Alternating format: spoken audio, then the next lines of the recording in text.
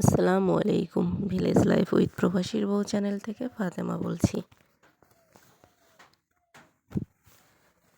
এই তো আমরা যেহেতু গ্রামে থাকি, আসলে এটা হচ্ছে আমাদের ঘরের পাশেই একটা, আমরা আমাদের ভাষায় বলি ব্যাং, মানে বের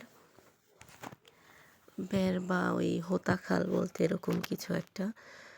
তো এখানে সকালবেলা উঠি, মানে আমি ঘুম থেকে উঠছি 7টার দিকে, যেহেতু শরীরটা একটু খারাপ। তো ওটি থেকে আমার শ্বশুর হচ্ছে পানি অল্প, একদম জোয়ারের পানি ছিলই না বললে, মানে ঠালা ঠালা জায়গায় যেগুলো, ওখানে একটু পানি জমা ছিল। তো ওখানে দেখতেছি মানে জাল পাইতা, তারপর হচ্ছে জাল খাওয়ায়। তো আমি যাই জিজ্ঞেস করলাম কি কি মাছ পাওয়া যায়। বলতেছে অন্য কোনো কিছু না, দেখি যে মানে চাক বাঁধা শুধু পুঁটি মাছ, আমাদের এখানে তিত পুঁটি যেটা বলে। তো এদিকে কেউ তেমন একটা খায় না। তো আমার শ্বশুর বলতেছে যেহেতু আছে মাছ, তাহলে কিছু ধরি। আমি আসার পরে বলতেছে আচ্ছা ধরেন, সমস্যা নেই, আমরা একটু শুকায় রাখবো অনেক। তো এই তো কতক্ষণ ইচ্ছার পরে হচ্ছে বেশ কয়েকটা মাছ পাইছে, কয়েকটা বলতে অল্পই। তো এই তো উপরে এনে দিয়ে গেল। আর এখন হচ্ছে আমি আর আমার শাশুড়ি মা এই মাছগুলার বাইছা নিব আর কি, জাল থেকে ছড়াইয়া। দেখি কতগুলো মাছ পাওয়া যায়, এখনো মানে অনেকখানি জায়গা তো। একটা একটা করে মাছগুলো আসলে বাইছা নিতেছি। আর শীতকালে হচ্ছে পুঁটি মাছ কার কেমন লাগে জানি না, তবে আমরা যেহেতু মানে শহরে ছিলাম, আসলে শহরের মানুষ কিন্তু এগুলো হচ্ছে শখ করে খায়। শখ করে খায় বলতে শহরে কিন্তু বেশিরভাগই দেখা যায় হচ্ছে বড় মাছ বা বিভিন্ন আইটেমের মাছ পাওয়া যায়। আর আমরা গ্রামে, হ্যাঁ ঠিক আছে, আমাদের এখানে কিন্তু প্রচুর পরিমাণে মাছ পাওয়া যায়। যে আমাদের যেহেতু একদম দক্ষিণাঞ্চলের নিচে নিচে বা নামায় বলতে দক্ষিণাঞ্চলের শেষ। তো এখানে আমাদের হচ্ছে সমুদ্রের মাছ অ্যাভেলেবেল পাওয়া যায়। তারপর হচ্ছে নদী, ঘের, মানে এগুলো তো আছেই, এগুলো তো বাদ দিলাম। আর সমুদ্রের মাছটা হচ্ছে আমরা সরাসরি আমরা পাইয়ে থাকি, কারণ আমাদের আশেপাশে অনেক মানুষই হচ্ছে বোটে যায়, মানে নদীতে মাছ ধরতে যায়, সাগরে। তো তাদের কাছ থেকে বা আমাদের বাজারে অ্যাভেলেবেল এই মাছগুলো পাওয়া যায়। তো আমার কথা শুনে হচ্ছে বলতেছে আচ্ছা ঠিক আছে, আমি যে কয়টা পারি ধরবো, আনে সমস্যা নেই, শুকায় রাখলে রাইখো, পরে ভর্তা টর্তা খাওয়া যাইব আর কি। এই শীতের সিজনে কিন্তু আসলে মাছ, এই আমরা যে বাজার থেকে চাপা শুটকি বা শুটকি মাছ এগুলো কিনে খাই, তো এটা আমরা হাতেই প্রসেসিং করব। এই তো কড়াইতে যে মাছগুলো দেখতেছেন, এগুলো হচ্ছে আমি খাবার জন্য রাখবো। আর বালতির ভিতরের মাছগুলো হচ্ছে আমি শুকাবো। তো লবণ দিয়ে রেখে দিছিলাম, এখন ভালো করে ধুয়ে তারপর পানি ঝরাতে দেব। তো আমি হচ্ছে একটু হাত দিয়ে দেখাইলাম, মানে অনেক মাছ পাইছে। আমার ছোট যা নিছে অর্ধেক, আমার বড় যা নিছে, আমি নিছি, আমরা তিনও জালে মিলে মাছগুলো মানে কাটাকাটি করছি। কাটাকাটি করতে করতে প্রায় দুপুর হয়ে গেছে, এখনও রান্না বান্না হয় নাই। তো যাই হোক, সমস্যা নেই, একদিনেরই তো ব্যাপার। এই তো মাছগুলো আমি পানি ঝরায় হালকা একটু হচ্ছে হলুদ দিয়ে দিলাম। হলুদ দিয়ে হচ্ছে আমার ডেকের যে মুখ আছে ওগুলো একদম সুন্দর করে একটা একটা করে মেলে দেব, মেলে হচ্ছে শুকাতে দেব। আর মাশাআল্লাহ এখন রোদের তাপও আছে, যেহেতু একদম অনেকটা বেশি ঠান্ডা না আর মেঘলাও না। তো এখন হচ্ছে আমার 2 থেকে 3 দিনই আশা করি শুকায়া যাবে। তারপরও ভালো শুকানোর জন্য 4 থেকে 5টা রোদ দিলেই মাছগুলো একদম শুকায়া যাবে, মানে সংরক্ষণের মতো হবে।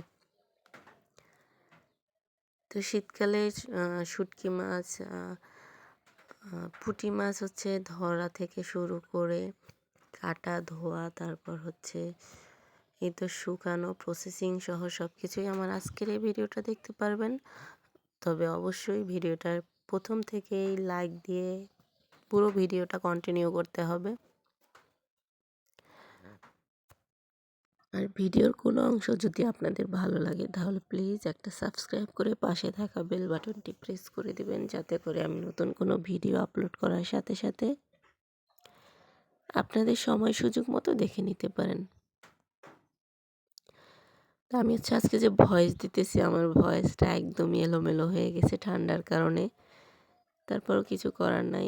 আমার এমনিতেই অনেকটা গ্যাপ পড়ে। তারপর হচ্ছে ভাবতেছি সমস্যা নেই। শীতকালে এটা তো মানে কমন প্রবলেম হইতেই পারে।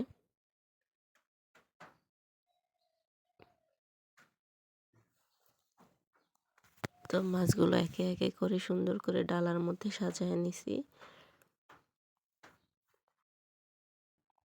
আমি হচ্ছে ছোট থেকেই মানে আমার আব্বুর মতো ভর্তা পছন্দ করি। আমার আব্বাও হচ্ছে মানে এসে ভর্তা খুব পছন্দ করে।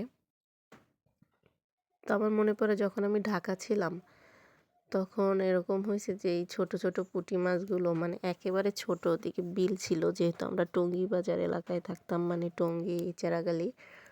তো এখানে হচ্ছে ওই পাশে রেল স্টেশনের পাশে একটা বিল ছিল। ওই বিলে ছোট, ছোট একদমই এগুলো তো বড় পুঁটি। ওগুলো একদম ছোট, ছোট পুঁটিগুলো কালো, কালো ছিল। আমার আব্বু মানে ভাগা, ভাগা দেওয়া থাকতো ওগুলো কিনে নিয়ে আসতো। আনার পর ওগুলো না আছে কোটার শক্তি না শুধু পেট গেলে তারপর হচ্ছে ভালো করে ধুইয়া তারপর হচ্ছে পাটায় বাইটা আমি আব্বুরে হচ্ছে ওই মানে বড়া বানানো শেখাইতো। বড়া বানাই দিলে খুব ভালো লাগতো ওইটা মানে আমরাও খাইতাম আর আমার আব্বু পছন্দ করতো বেশ। তা ওই বর্ষার সিজনে এই মাছটা পাওয়া যেত।